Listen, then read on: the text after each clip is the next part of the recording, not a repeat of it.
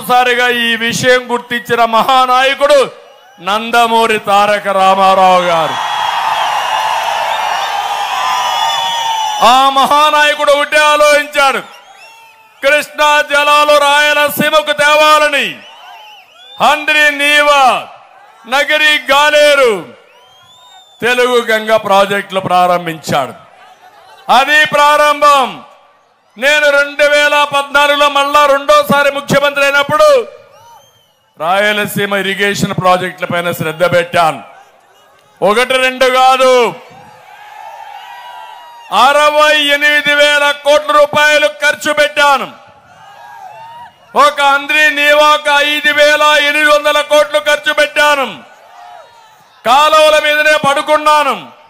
మీకు జ్ఞాపకం ఉంటుంది, మదనపల్లికి వచ్చి ఇక్కడే చెరువు దగ్గర పడుకున్న రాత్రి ఇప్పటికి కూడా నాకు జ్ఞాపకం ఉంది.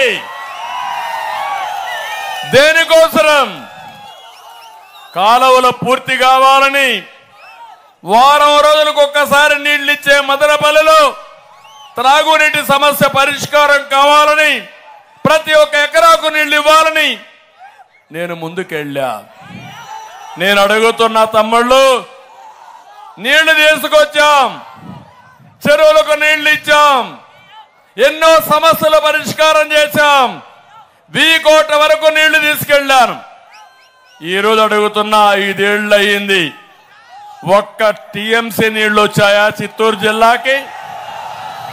వచ్చాయా అని మిమ్మల్ని అడుగుతున్నా. మదనపల్లికి వచ్చాయని నేను అడుగుతున్నా. 1 ఎకరాకు నీళ్లు ఇచ్చారా అని నేను అడుగుతున్నా.